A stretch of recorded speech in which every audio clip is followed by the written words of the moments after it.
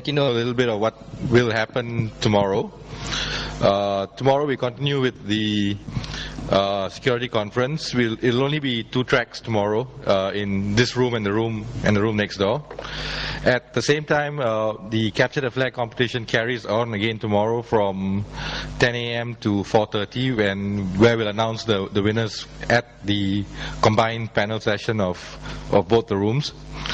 And other things that are happening tomorrow is we'll have a mini auction where we'll be auctioning off signed T-shirts and signed OpenBSD CDs from Theo and the other speakers. The proceeds from the auction are actually going to charity, the National Kidney Foundation. So I hope you guys bring your checkbooks tomorrow to do some little good for people with bad kidneys, I guess. Well, the final speaker for the day is Mr. Jorge Sebastiao. He's the President and CEO of ES Gulf Group from the Middle East.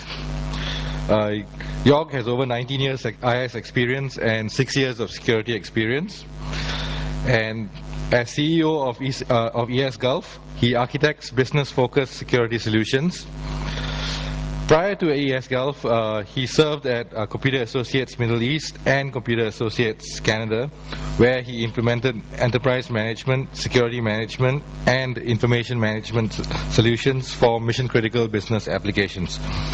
He has guided clients in integration of current technologies and migration of legacy applications to newer computing paradigms, which make use of object orientation, distributed systems, client-server, multi-tier, as well as e-technologies. Mr. Sebastiao is also an author and co-authored a consumer credit and information book entitled La Face Cash du Credit. I guess that's French, right? Without further ado, Mr. Jorge Sebastiao.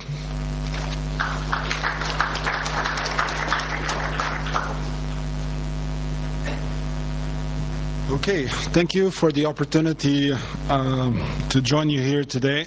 It's nice to visit Kuala Lumpur. I've been here now for the 5th time and also in previous conferences as well. Now, in order for starting a presentation, it's always difficult to be the last speaker of the day. We usually call this the graveyard shift. So being in the graveyard shift, one of the best ways to get attention from the people out there is maybe by starting with a short video. So let me sort of playing maybe a little short introduction video to try to position this. My presentation is actually going to focus on wireless security. As you know, many organizations today are looking at deploying wireless networks. And as such, there's a lot of influence that needs to be put in place to sensitize the risks associated with deploying security not the proper way.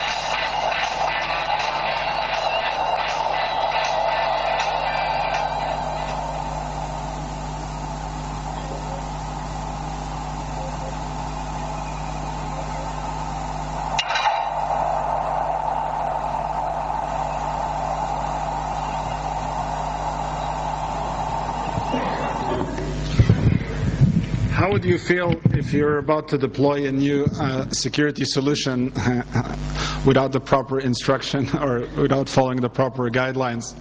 It might be at a few thousand feet and not quite understanding how to drive the plane. Well, back to a little bit more serious topic.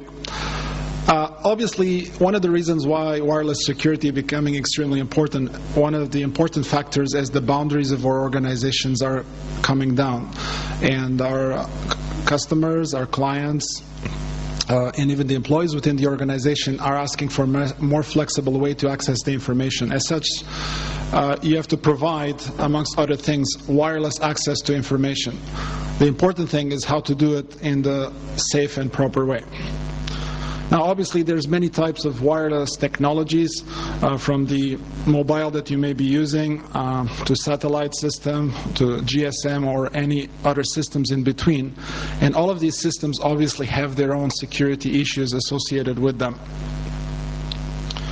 Now, on the terms of wireless technology, obviously there's many types and many options. From 802.11a, B, G, and many variations in between, and all of them have got obviously their pros, cons, and advantages. And obviously, when people looking at deploying wireless technology, things like security as well as performance is extremely important. So certain protocols and options offer much greater protection as well as performance than others, as well as the access radius.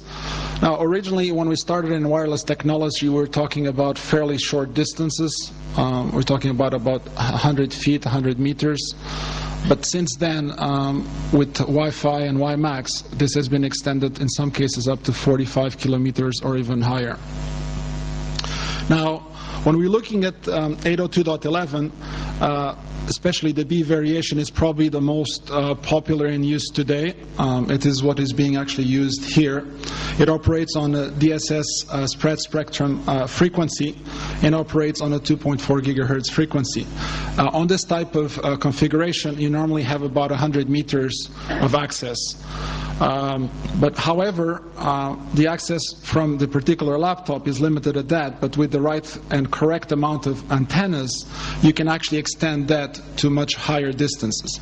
What that really means is that you're able to pick up signals well beyond the walls of the organization that you're trying to deploy. Besides the B variation, there's many other variations in North America, more specifically. 802.11a tends to be more popular, although the military does not like the propagation of this particular frequency because they tend to use it for their own systems. And more recently, we have seen the introduction of G, which allows a much higher bandwidth as well. Especially in the Asia-Pacific area, is quite high in use as well. There's other less popular variations that have existed in between to try to increase the quality of service as well as to try to increase basically the performance as well as the security. Now, obviously, the typical configuration when we're looking at accessing a wireless network, we have on one side the corporate network, which is covered by wires, and on its edge we can have what we call or refer to as access points. Access points can be implemented via hardware or they can be implemented via software through a traditional workstation. What it really means is that a workstation with a wireless card can have more than one role at the same time.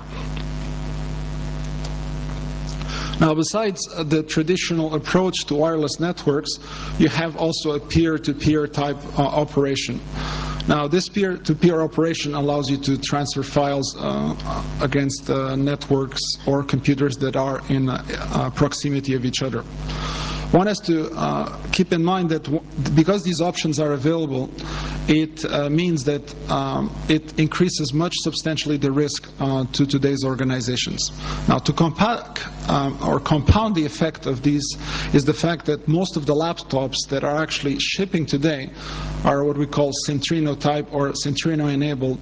So the wireless cards are actually included in these. That means you have much higher risk to the organization as well. Other organizations have also looked at using wireless security to actually link the buildings. Now, in the original days, people were looking at things like laser technology, which is quite expensive.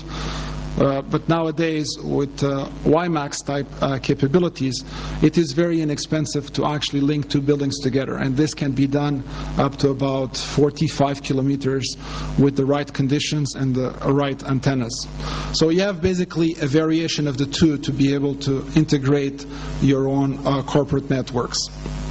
Now, this is done using what's called a basic service set, and this defines all the workstations that are cooperating together under a common network.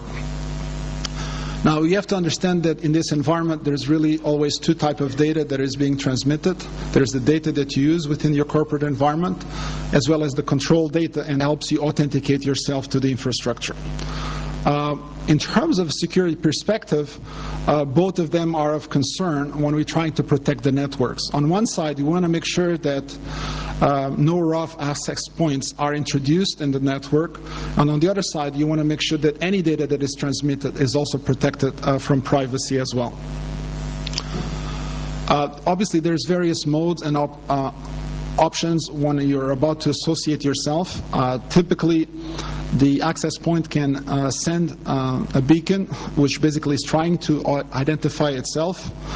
At that stage, you tend to use what's called the SSID, which allows you to make sure that you're associating yourself with the correct access point. Now, obviously, there's closed mode as well, in which the access point is obviously not broadcasting any SSID, and at that stage, it is the client workstation or the laptop or the remote desktop that is actually requesting an association. Once the appropriate validation has been performed, then the actual data will start. Now, most original implementations of the 802.11 were in clear text. People quickly realized the issues associated with it, and web came into usage. Web allowed you the capability of using traditional encryption mechanisms to encrypt the contents of the data. However, in these implementations as well, some issues were quickly found out. So the web keys could easily be cracked by listening to a certain amount of traffic, because there is a pattern associated with the generation of these keys, whether they happen to be, in most cases, static rather than dynamic. That means that in security terms, once you have the key, it's what we call game over. That means no matter how strong the encryption is, it allows you to automatically decrypt the keys. Now, in the original implementations for attacking this infrastructure, you had to run some complex scripts that were basically developed in Perl and other languages. However, we quickly saw the migration of these capabilities of cracking web into automated tools. More recently, we have seen the introduction of more sophisticated capabilities of protecting the infrastructure. One example is Leap. Leap technology uses radius as well as the capability of dynamically changing keys, as well as authenticating to backend servers. Now, even more sophisticated implementations such as Leap are also vulnerable to attack as well. And we have done a few tests for local organizations in the Middle East where we can actually prove to them within a short period of time that even such implementations, when not correctly configured, can lead to external access of the information. When we're talking about wireless security, we have to understand there's a whole new terminology that comes into play. Knowledge of antennas becomes important. Terminology such as what we call war tracking, or walking, driving, flying, that's probably associated with the initial video. And obviously usage of such technologies as GPS or global positioning system, and we'll see a few examples of those. Now, you obviously can start with a very small budget. You know, if many of you like chips, you just have to buy the right kind of chips, and you can simply reuse the can when you're finished. You need a few wires, a little bit of pieces of plastic, and away you go. Now, if you are not too much into the engineering type, you can go to the little corner store and somebody will build one for you for a few dollars. We're talking about $10 or so to build such a facility. Now, if your budget is a little bit higher, you also can obviously capture the signals from much farther away. We're talking about up to, in some cases, 100 kilometers away. So this obviously requires a parabolic antenna, and obviously the budget goes along with it as well. Now, it's good to get the right kind of t-shirt since you're in the process, not too expensive, about $1 or $2. Now, obviously, one of the important aspects about war driving, war walking, is to have the right of equipment. And obviously, you want portable kind of equipment, something that's not too heavy. So you go to your local store, get a GPS unit. The one I have is still kind of heavy, so I'm still looking for a lighter one. But if you combine the right kind of elements, including even as light as a PDA, the software today properly runs on these environments. So you can set everything on a small unit and away you go. Now, obviously, there's a whole series of wireless tools that are available. Most of them are actually available free of charge: NetStumbler, Kismet, WebCrack, AirSnort. Obviously, if you have a little bit more budget, you can go into more sophisticated tools that have much higher capability as well. Now, if you're too poor and you cannot afford one of these tools, then you have to learn to read a new set of what I call street symbols. So if you happen to travel around KL, just look for the posts, and there's something called war chalking. So if you happen to see these strange symbols on certain walls or buildings, that means there is an access point nearby. You just have to understand, understand the symbols and the methodology. Somebody went by and basically did you a favor. If you want the full details, simply go to warchalking.org and you can all the details. If you have the capability of travel around, you basically can equip yourself to travel in your car. Obviously, this gives you a much higher capability of locating the access points over a wide area. We're talking about 5, 10, 20 kilometers or more. With the right GPS unit, it gives you quite a lot of capabilities. Now, as any other process for security penetration testing, you need to follow a structured approach. So locate the target, profile, provide the right attack mechanism, and then the right exploit. This all depends very much on the technologies and the encryption mechanisms used at each client. If it's a clear access point, it's very easy. Web, a little bit more work. Leap, a little bit extra work, and so on. Obviously, the types of attacks vary quite a lot, from just simple scanning, sniffing, enumeration of the various services running, connecting to the access points, getting internal IP addresses of the network, and if you actually want to start doing some damage, you can reconfigure the internal network, and so on. One of the most popular tools that was used for this purpose is called NetStumbler. NetStumbler is one of the tools that runs on a very small PDA or a laptop. It allows you to basically map out the access points. Now, obviously, NetStumbler is quite limited in its functionality, given that today some of the access points are not broadcasting the SSID. That means that this will be completely invisible to NetStumbler. But with the right kind of approach, it gives you the strength of the signal. If you combine it with a GPS unit, you can easily map. This particular map is from the diplomatic area in Bahrain. Now, if you go into zoom into a little bit more detail, you see that most of these access points are actually not encrypted. If you happen to be more of a Unix fan rather than a Windows fan, does not matter. These technologies are available on both platforms. Although if you are on Linux or Unix, the technologies are much more powerful and have much greater capability. One of these units is actually called Kismet. Kismet obviously allows you to have passive scanning, but much greater functionality, and it directly supports the TCP dump format. The advantage of these formats is that they're easily transferable to a lot of tools and Perl scripts that allow you to afterwards analyze the traffic that has been captured. If you have a little bit more capabilities, you can use more sophisticated tools like AeroPeak. Other important tool that is extremely versatile and quite useful is Etherreal. Now, obviously not all cards have the capability of supporting Etherreal, but with the right combination you can get most of the data that you're looking for. If you have a slightly better budget in mind, tools like, for example, Observer give you the capability, and obviously a lot of these require you to have the right access card. Depending on the network, if it's A, B, G, they are not compatible, so you need to identify what is the right infrastructure. In this particular, these are a session that I just ran a few minutes earlier before starting the presentation. You can quickly identify which are the access points that are more chatty on the network, capture quite a lot of packets, and then start analyzing those packets. Then afterwards you send this to the right tools, and a little bit more time you're able to get all the information that was being transmitted back and forth.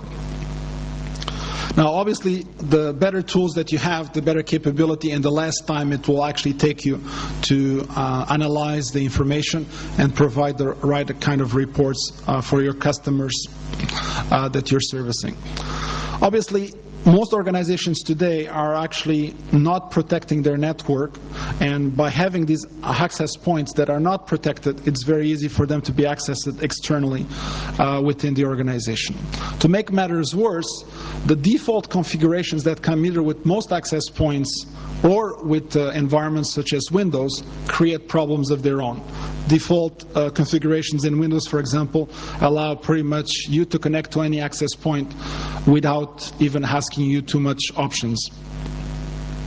Now, besides that, there's obviously other types of attacks, whether the authorized or unauthorized, what we call here insertion attacks. They connect to an access point without authorization. Obviously here you need the right protection to be able to do that. It is important to do wireless remote monitoring in order to be able to protect your own infrastructure. You have to understand that when you have wireless networks, everything goes outside of your building, so you actually need to look at the infrastructure that you have within your own environment. Besides the attacks against the access points, you also have attacks against the laptops, desktops, etc., which are also vulnerable as well. The default configurations on most devices make your infrastructure quite vulnerable, and all the documentation is pretty much available online, so it does not require a lot of time or effort to automatically access that. To make matters worse, technologies that are for management of the infrastructure, like SNMP, web and telenet, allow you to get into most access points as well. Once you get into your access point, you can actually reconfigure it and even, create special entries for yourself, or actually disrupting the internal network. Now, besides all these issues that we mentioned before, your wireless network is obviously susceptible to cracking the encryption key, unauthorized access, and then what we call phantom access points. Phantom access points are basically access points that are fake and allow the internal users within the organization to connect to them. Most of these technologies have by default to try to connect to the strongest signal available. So if you happen to be broadcasting a stronger signal, by default the workstations will try to connect to that as well. Obviously, web, when it was introduced, has two variations, low and higher encryption. This is what you call the basic protection mechanisms to defend your network. Today, this kind of security is very much not enough to be able to defend your own organizations, so you need to go much beyond that to provide complete protection for the infrastructure. Now, all the tools that we mentioned before, AeroPeek, Grasshopper, Sniffer, NetStumbler, AirSnort, are able to help crack these capabilities. So you have to go beyond that by adding other technologies to complement the deficiency provided by this protocol. Some of the approaches is obviously by introducing technologies such as VPN. So you're now combining not just one level of encryption, but multiple levels of encryption to access within the infrastructure. Now, let's look at some examples. One example of that is by not allowing MAC addresses that have not been identified as acceptable to connecting to the network. So what it means, if the MAC address is not allowed, it automatically refuses it. That means it reduces by much the chance that a workstation would connect to the network. Now, keep in mind that this, again, is not foolproof, because you can actually reset the MAC address of a workstation as well. What we see as well is the capability of introducing technologies such as Radius to complement back-end authentication and complement with things like, for example, single sign-on systems as well. Now, what we also see is the encryption itself being migrated more towards the access points and having a greater deal of functionality. By combining both VPN technology as well as encryption at the access point, this gives us two levels of encryption, meaning that even if somebody was to crack the initial data, the data within the packets that are traveling are still within an additional tunnel, meaning almost much more difficult to access and much more difficult to defend within the infrastructure, meaning hackers would basically be kept out. Now, all these technologies give you extra levels of protection, but even these access points are still vulnerable to certain types of attacks. One example would be what we call denial of service attack, meaning that if the access points are bombarded with lots of requests, or the access points have a higher intensity than the ones within your own organization, you'd still be creating a denial of service condition.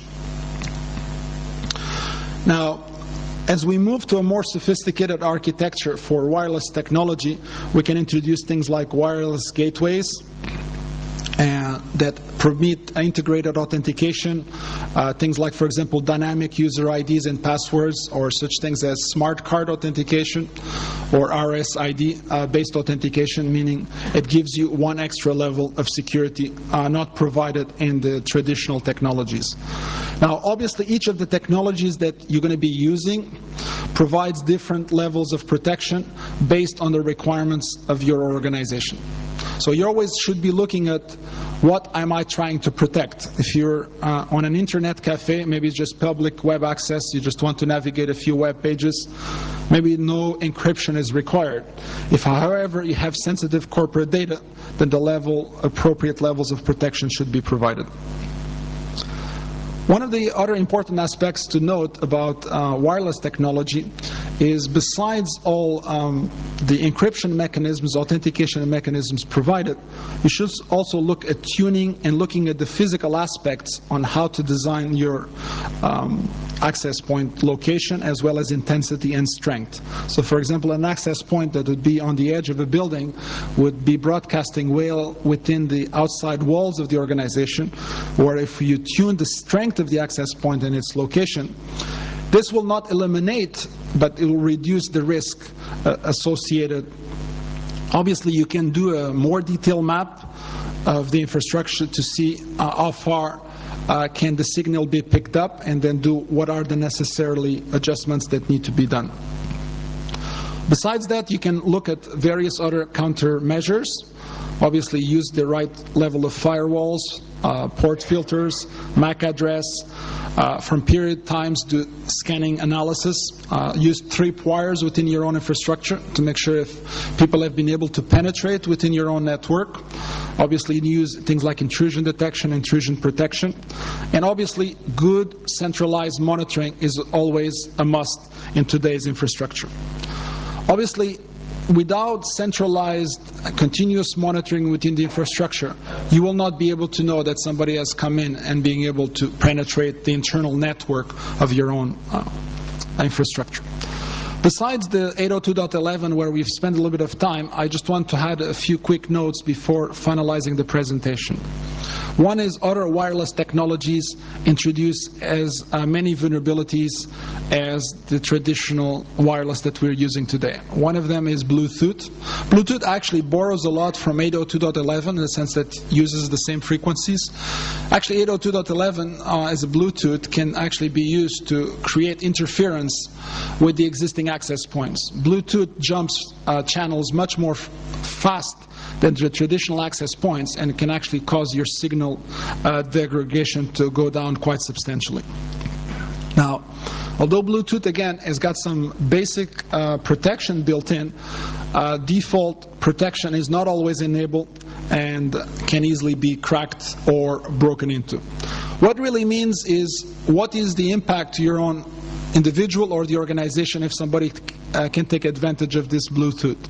Obviously, what do you carry within your own phone or your own PDA? Today, PDAs carry a lot of very vital information. That means you'll be able to take somebody's phone list, customers list, prices, or whatever happens to be stored on that particular device. Now, you have to think in mind as well that the Bluetooth device will also act as sort of like RFID tag. So you as an individual become very easily targetable and very easy trackable within an audience or a group of individuals. Again, as similarly in previous 802.11, for Bluetooth devices there's also the associated scanners that allow you to perform and identify the Bluetooth-enabled devices. Another area that you should also look a little bit is at phone and PDAs. Today we're having other PDAs that are actually running operating systems, happen to be Linux or for example Windows, like the Pocket PC. Today these devices as well, although not Wi-Fi enabled, are also vulnerable to attack as well and could provide quite a lot of surprises. In terms of finalizing the presentation, we have to understand that at the end, security is not about products primarily. Most organizations have this level of comfort. Oh, you install this box, you get this latest level of encryption, and all of a sudden security comes as a de facto. That is the most further from the truth. So today security remains, as it was before, as good as your weakest link. So you have to basically follow all the elements that are within your infrastructure, looking for potential entry points. You always have to look at impact. What is the impact if somebody was to penetrate within this section of the network? And any good security implementation always requires three elements: technology, people, and process. Obviously, the time element is extremely important. Although we don't have too much time to cover it in this presentation, you should always focus on the fact that the amount of protection that you have should always be greater in terms of time than the amount of it takes you to detect that an attack has taken place and the time that it takes for you to respond to that attack. Only once you respect this equation will you actually have security for your own infrastructure. Don't forget that security is a continuous job. So if you happen to be in this business, lots of Coca-Cola and lots of pizza for the long nights ahead. Security is not a product, but rather a continuous skilled process. So in order for you to secure your wireless infrastructure, again, provide a structured approach. Examine the vulnerabilities, look for the access points, make sure that they are correctly configured, use the appropriate level of authentication and encryption, make sure that all individuals within the organization are following the appropriate policies. But again, as any good security, you must trust, but you also must verify as well. So a good intrusion protection, detection, and monitoring system will provide you good feedback. Now, in order to finalize the presentation, the same way we started is good to maybe finish with a video as well. See if I can find the video.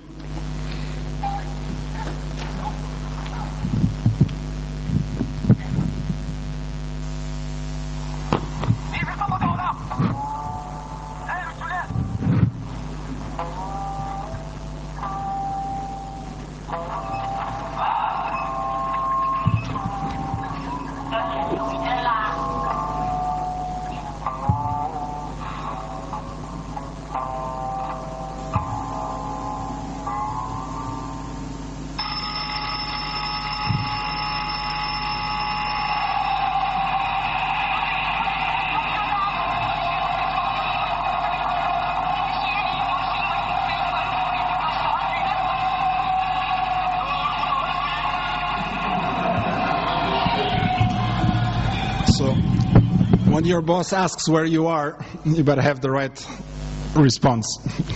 Thank you very much for the opportunity to present for you today. Thank you.